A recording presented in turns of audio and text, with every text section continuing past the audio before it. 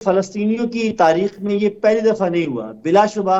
ज़रा मीडिया के दौर के अंदर और इतनी लाइव उसके साथ जो है ना कि कवरेज और एक्सेस के साथ, तो यार पहली दफा पूरी दुनिया के सामने मसला आया है। लेकिन इससे पहले फलस्तीनियों के ऊपर इस तरह की न जाने कितनी क़यामतें बीती जा चुकी हैं। आपको आपको यकीनन मालूम होगा, मुझसे ज्यादा साहिब इल्म है। यानी 8 लाख फलस्तीनी इस वक्त मिस्र के अंदर मौजूद हैं। इस इतने के लगभग जो है इस वक्त जॉर्डन के अंदर मौजूद हैं, अमेरिका के अंदर बड़ी तादाद में हैं, और दीगर यूरोपीय ममालिक के अंदर। तो ये जो पूरी दुनिया के अंदर फलस्तीन जो है कि जो महाजरीन की बड़ी तादाद मौजूद है, तो गोया इससे पहले माजी के अंदर ये उनके साथ होता आया। लेकिन देखिए, मैं एक बात कहता हूँ, वो कहते हैं ना ब्लेसिंग इन डिसगाइज, कि ये भी इस रहमत के अंदर एक रहमत मौजूद है कि इस वक्त पूरी दुनिया जिस तरह देख रही है आलमी ताकतों की, जिसे कहते हैं कि जानिबदारी, और इसराइल की जिसे कहते हैं कि दरंदगी और वहशत, इससे कम से कम एक चीज साबित हो गई है कि शायद इसको साबित करने के लिए आपको ना जाने कितने हजारों लाखों सेशन करने पड़ते, आपको जो है कि किताबें लिखनी पड़ती, आपको बताना पड़ता कि माजी ये है, फलस्तीन का इशू ये है। लेकिन आज लोगों ने लाइव कैमरों के सामने ये देखा जो उनके साथ हो रहा है। मैं आपको एक आज के जल्द ये आज इन्हीं इसी महीनों में होने वाले पोल बताता हूँ कि जो अमेरिका में किए गए। इस वक्त अमेरिका के अंदर यानी जो सबसे बड़ा सपोर्ट है, यानी कहा जाता है कि इसराइल मशरिक वस्ता के अंदर अमेरिका का बहरी बरदार बेड़ा है।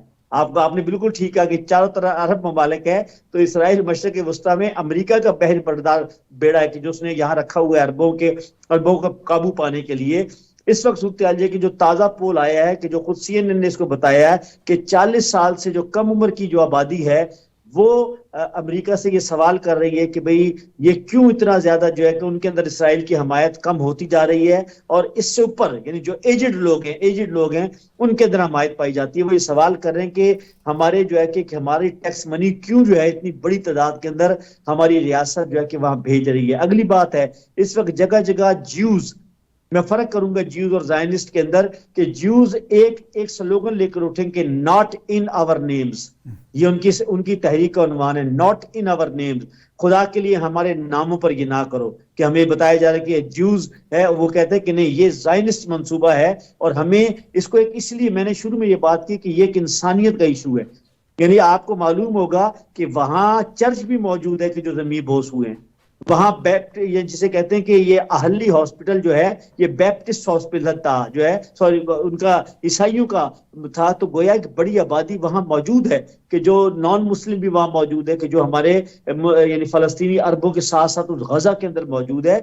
ये एक बहुत बड़ी ह्यूमन कैटास्ट्रॉफी है, इसमें कोई शक नहीं है। और ये आप जानते हैं ज्यादा बेहतर कि ये जो आलमी मसले हैं, या ये जो हक खुद इरादियत की जद्दोजहद है, चाहे उसको करने वाले कश्मीर के अंदर हो, चाहे वो फलस्तीन के अंदर हो, चाहे वो म्यांमार बर्मा के अंदर मौजूद हो, चाहे वो किसी और जगह पर मौजूद हो, जाहिर है एक नस्लों की जद्दोजहद होती है। लेकिन जाहिर है कि नेवर गिव अप। वो कहते हैं कि जी हमें गिव अप नहीं करना। फलस्तीनी जहां भी मौजूद हैं, उन्हें जो है कि अपनी जो है कि जमीन जो उनसे छीनी गई है उन्हें याद भी है, वो अपने बच्चों को ये पढ़ाते बताते भी हैं। तो बिल्कुल नो डाउट बहुत मुश्किल हालात है। नो डाउट हमारी दूसरों की शिकत शिकवा किया जाए, हमारी अपनी बेवफाई, हमारी जो है कि हमारी बेहिसी जो है वो यहां तक लेकर आई है। और जाहिर है ये हमें बता रहा है, यानी ये अलमिया है कि मैं बताया जा रहा है कि भाई अगर आप नहीं होंगे तो फिर एक एक करके जो है कि क्या आपका हाल होगा। यही हुआ कि 1948 1967 के बाद खुद देखिए कि मिस्र की क्या सूरत हाल है, इस वक्त जो है कि लेबनान की क्या सूरत हाल है, इस वक्त जो है कि खुद जॉर्डन, ये तीनों इस्लामी मुल्क जो उसके इर्द गिर्द हैं, उनकी क्या सूरत हाल है। तो हमें समझना चाहिए कि ज़ाहिर कौमें वही जिंदा रह सकती हैं कि जो जिनके अंदर एक अपनी यकीन और अपनी जमीन पर जो है कि खड़े होने का हौसला होता है।